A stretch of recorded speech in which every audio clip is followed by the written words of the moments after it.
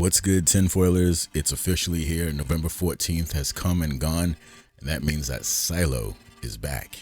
This first episode is called The Engineer, which is fitting because it definitely puts Juliet's engineering skills to the test. When the season 1 finale ended, Juliet had just walked away from Silo 18 and over that hill as a free agent, only to discover that the world outside is far worse than she could have imagined. She's on her own now, away from the watchful eye of Silo 18. But there are some obvious questions that we need answers to. Questions like, how will she survive outside of Silo 18? Is there anybody else out there? And what can she learn about the rebellion and the events that led to all of this mess in the first place? We're gonna get answers to these questions of this season, if the trailers are any clue. And it all begins now. Before we begin, this is a recap, so you can expect spoilers galore. Be sure that's something you want to do before you keep watching. A quick shout out to the channel patrons. Thank you so much for your support. And I'd like to give a warm welcome to Joseph Garza and Marlon Yamzin. I just want to say thank you for choosing to support the channel this way by becoming a member, and look forward to seeing your names in the executive producer credits of every video going forward. Also, just a quick reminder, this series is book agnostic, so please no book spoilers if you happen to have already read the novels. Yes, we know the books exist, but no, not everybody wants to know the entire story before finishing the show. Cool? Great. I don't know about you, but I'm ready to head back down into the silo. So buckle up, because it's time to dive. So episode 1 opens up with some major backstory, and the events that we're witnessing at the start of this are happening on the day of the Great Rebellion. Timmy, the son of the rebellion leader, is seen running through a darkly lit area with a torch somewhere in the silo. You'll notice the graffiti, the signs on the wall, as well as the hand-decorated wall. These are all clues that there was a mutiny down here, and that the people are in conflict with the silo's leadership. Now, Timmy runs until he reaches some people that are packed into an area like a can of sardines. We soon learn that these people are gearing up for the final push against the silo leaders. But Timmy here, he has a message for the rebel leader, and it's that the reactor will be flooded in 15 minutes. Also note that this rebel leader is wearing a badge that matches Holston's, so he was at one point the silo sheriff. Now this message is coming from engineering, indicating that they may be allied with the rebels in the silo, or at least one person in that department was. We don't know if this flooding is intentional or an accident, but it seems to affect the timetable, and they're forced to make their big move now. A flooded generator should limit power to the silo, giving them an advantage, you could assume. But there's also the possibility that this was a mistake that they had to plan their way around, or even an intentional sabotage by the leaders to prevent the problem from spreading to other silos. Either way, our rebels' goal is to leave the silo. But silo security have a differing opinion. The bridge that connects the silo staircase to the upper area of the silo is out, no doubt a tactical choice. But where there's a will, there's a makeshift ladder, and our rebels manage to cobble one together out of spare parts. They bring out their bridge and they lay it down across the gap under the protection of blinding spotlights. But right before they charge, the leader says to take Russell alive. Cue the mayhem. Due to this very tight choke point that they've got here, things seem to be working in security's favor. But the math eventually starts to work in the rebels' favor, and they're able to overwhelm them. There's a brief scene with the rebel leader, and it seems like it's right after their victory, and he's having a moment of doubt. Apparently, they had an inside man who was supposed to help. That person changed their mind and things got ugly, and it seems like he may have had to unalive that person. The rebel leader also questions whether this person named Russell was telling them the truth about the surface atmosphere being safe, but it's too late for second thoughts. With the silo barely functional, they've got no choice but to keep going. After it's all said and done, the rebels have earned their hard-fought freedom, but what exactly are they free to do? In the next scene, we watch as the rebel leader triumphantly leads the people up the exit ramp, and then the shot fades to current day. The rebel flag he once held in his hand is now tattered and torn, planted into the ground as the camera pans around to an approaching Juliet, and she's walking towards the silo we just left. So the rebellion didn't take place in Silo 18. This is our rebel leader, but it seems he only made it just over this hill from his place of origin. A few aerial shots confirm the worst. The rebels seem to have been wiped out by the surface atmosphere not long after they left the safety of their own silo. Russell may not have been lying, but he definitely had bad info. So we're finally back with Jules, and her main concern at the moment is getting into the next silo because she doesn't know how much time she's got in that oxygen tank, and it would be nice not to have to worry about breathing. After Jules makes her way past literally hundreds if not thousands of decayed corpses, she finds her way down the ramp towards the silo's big metal doors. But with no power, this is going to have to be done manually. Lucky for her, she's found a large crowbar and she uses that to leverage the door open. Now the clock is ticking. The seal in her suit is failing, so she's got to move fast. Inside, Juliet rushes to find decontamination fluid, and we start to recognize all of the usual features we remember from the old Silo 18, with a few new touches to the decor. This place is in shambles, a hint to the audience that things did not go well down here once the people figured out they were being lied to. This could also be the fate of Silo 18 if things play out in a similar way. But right now, Jules needs to handle this oxygen problem pronto, because the suit's tank is about empty. Juliet has to break the face shield of her suit and then apply the chemicals to kill the bad stuff on the suit's exterior. While this is happening, we get this peculiar shot of her struggles from an angle that feels more like the perspective of someone spying on her. Are we being watched?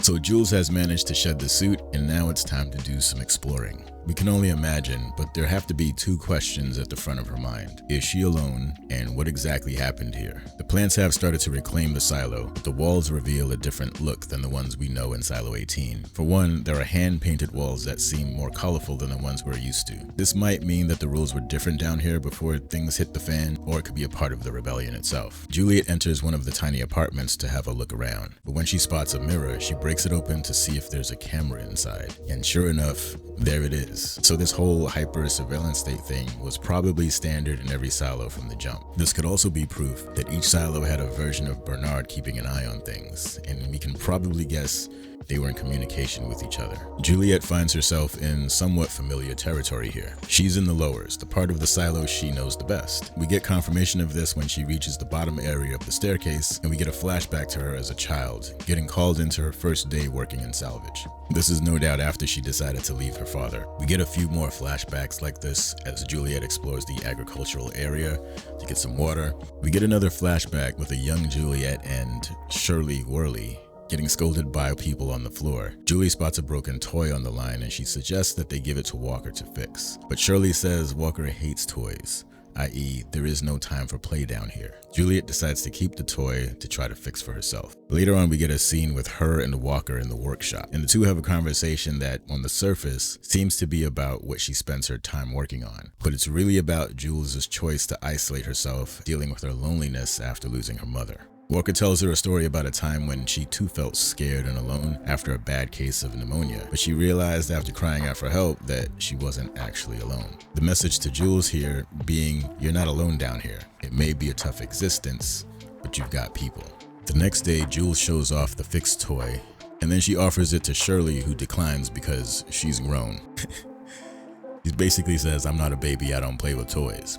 Now, she was really just salty because Jules didn't want to move in with her and her father, but she eventually accepts the gift and the two make up. The sequence also serves as a reminder that Juliet works out her problems with her hands, literally. She works out her problems through the work itself, and it's always been her nature to be a direct action sort when it comes to problem solving. So we're back in the current day, and Juliet's still looking around, but she hears a sound coming from across the other side of the broken bridge. She calls out, but no one answers. She needs to get across this gap and find out what that noise is, but her best chance is by way of some ropes that were used to tie up former silo employees. The idea here is to swing across the gap like she's playing Tomb Raider. Juliet loves to challenge gravity. Things are looking good for a moment. She almost has the Tomb Raider impression down pat when the rope suddenly gives and she plunges to the bottom of the silo, but her fall is broken by the water that has flooded the area during the Great Rebellion. The frustration is palpable. Now, flashback to young Jules, but this time we're let in onto the fact that Mechanical knows about the unfinished area at the bottom of the silo. Shirley tells Jules a story about how she was once accidentally left behind down there one night. She said she found her way out of the pitch black because she had no choice. Giving up just wasn't an option. It took time, but she eventually got out. A sentiment that Juliet is leaning on in the current moment. She's stuck in a big black hole, but she can get out of it if she remains calm, works slowly, and does not give up. So back to square one, a new jumpsuit, a new attitude. Juliet is back. She's at the foot of the mountain ready to try that climb once again, but she notices that the rope that she knotted over the railing earlier, well, that's been cut by someone. Very interesting. So this time Jules sets her mind to making a bridge with some leftover scaffolding and fencing. A little engineering know-how, and she's got a full pulley system for raising and setting the bridge. I also love the shot of her roping in a lanyard this time in case she falls. Good idea, Jules. You will not have those cat feet forever. A slow and steady procession across the bridge is exactly what the doctor ordered, because this thing is shaky. Jules is able to make it across, but she has to make a flying leap halfway through before the thing collapses. But hey, a win is a win. Now to investigate that noise. So she follows the sound to its source, which turns out to be a pair of keys clanging off of an oscillating fan, which seems really suspicious when you add in that cut rope from earlier. Just saying, this has to be a trick. After finding nothing, she starts to make plans to leave, but right after she lays down the old bridge, she hears some soft and perfectly spooky sounding in this context music playing. Somebody is playing games back there. Once again, she follows the sound to its source, which seems to be behind this large locked door. Jules tries the door to no avail, but it's when she's about to walk away that the music stops. Then we suddenly hear a voice and the door slot opens. The voice on the other side lets us know that the music was intentionally played to draw her there, but not because they wanted to help her. This was a PSA. The person behind the door just wanted her to know that if she tries to open that door again, he'll kill her. Obviously, he's not doing well from what we can see. His eyes are different colors. I'm not sure if we're looking at heterochromia or something happened to his eyes, but it's definitely distinct. But he also sounds a little unsure of himself, almost scared. So maybe it's possible he can be convinced, but his demeanor certainly creates a lot of uncertainty for Juliet. I'm sure she'll be able to convince him to open that door. We all know how charming Jules can be. Anyway, we'll have to wait and see. Episode 1 went off. Loved the visual storytelling. You had to pay attention to read the scene, which is kind of nice. That said, it went by really fast because of it. Overall, this is an easy 4.5 out of 5 for me. But before we end this, a few pressing questions. Is the water at the bottom of the new silo a clue that all the silos are connected? Do you think Juliet or Mechanical will figure out a way to reconnect them? Is that how she makes it back to Silo 18? Did Silo 18 play a part in the original rebellion? And is that possibly the reason for the flooding? To keep the people apart? Who is the mystery man and why is he scared of Jules? Could he be the Bernard of this silo? Anyway, that's all for now. I hope you enjoyed this video, and if you did, you already know what to do. Big up to the patrons as always. Thank you so much for what you do. Be safe out there, tinfoilers. Remember to be kind to yourself, and until the next episode drops, off you go.